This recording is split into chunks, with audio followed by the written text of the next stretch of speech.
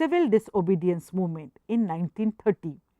The civil disobedience movement commenced with the Dandi March on 12th March 1930, when Gandhiji, accompanied by 78 selected followers, began a 200-mile long march from the Sabarmati ashram to Dandi for breaking the inhuman and evil salt law by manufacturing illegally but openly salt from the sea waters. The Dandi March electrified the national consciousness. Gandhiji was arrested before he could offer satyagraha and make salt at the government depot at Dharasana, but his followers broke the salt laws and bravely faced the governmental brute force. Demonstrations were organized throughout India against Gandhi's arrest and government repressions.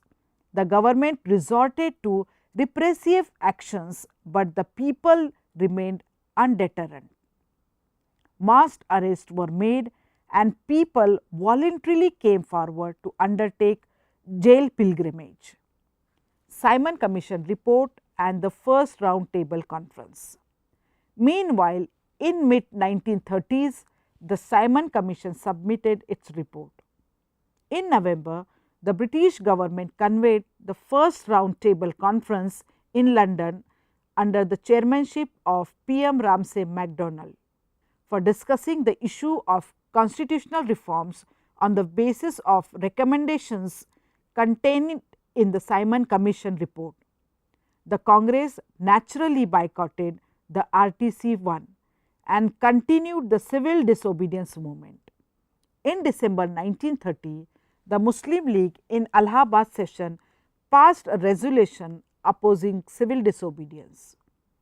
The RTC-1 failed to yield any tangible result except the voicing of a loud consensus in favor of an Indian bifurcation, including the native states' dominant status and the parliamentary form of government.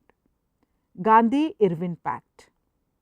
The government, realizing the need to involve the Congress in RTC-2, decided to release the Congress Working Committee members. Viceroy Irwin invited Gandhi. Gandhi-Irwin Pact was signed. By it, Gandhiji agreed to attend RTC-2 and suspended the civil disobedience movement, and the government agreed that indemnities would be paid to those who had suffered. Gandhiji, however, failed to secure the release of Bhagat Singh, Rajguru and Sukhdev, and the government executed them on 23rd March 1931. The nation felt gravely hurt. The youth volunteers led by Subhash Bose felt greatly hurt over the wording of the Congress resolution. The session also witnessed division over the Gandhi-Irwin Pact. However, later on it accepted the pact. The Karachi session became historical by its resolution on fundamental rights and economic policy. The replacement of Irwin by Wellington as the Viceroy of India in April 1931 gave a blow to the optimism generated by Gandhi-Irwin Pact, because the new Viceroy was conservative in his approach. Second Round Table Conference and its failure. The RTC-2 was held from September to December 1931, but it failed to resolve the communal issues. After the failure of Round Table Conference 2, the Wellington decided to take stern and stringent measures or repression against the entire national movement. Repression was let loose. Protests against repression were ignored. On 4 January 1932, Gandhiji, Vallabhbhai Patel and other leaders were arrested. McDonald's Communal Award and Poona Pact. In 1932, Ramsay McDonald gave the Communal Award, which provided for separate electorates for Hindu, untouchable and Muslim electorates, which were extended to make Indian society and politics more fragmented by providing separate electorates for the Harijans. This was strongly resented and opposed by the Congress and its leader Gandhiji, who went on a fast unto death in protest. He demanded common electorates with reservation of seats, even more seats than the communal award had promised, for the Harijans within the Hindu electorate. End of civil disobedience movement in 1934. The civil disobedience continued despite Gandhiji's desire to call it off.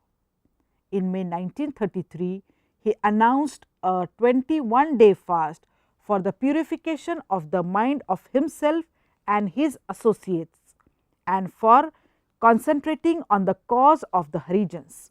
It was in April 1934 that the decision to call off civil disobedience was taken. However, the end of civil disobedience by the Congress did not deter other organizations from opposing the British rule. However, along with it, communal forces also started becoming more active.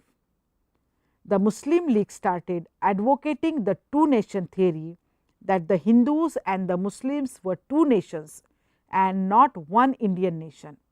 Early in 1935, the Rashtriya Swayam Sangh came into existence.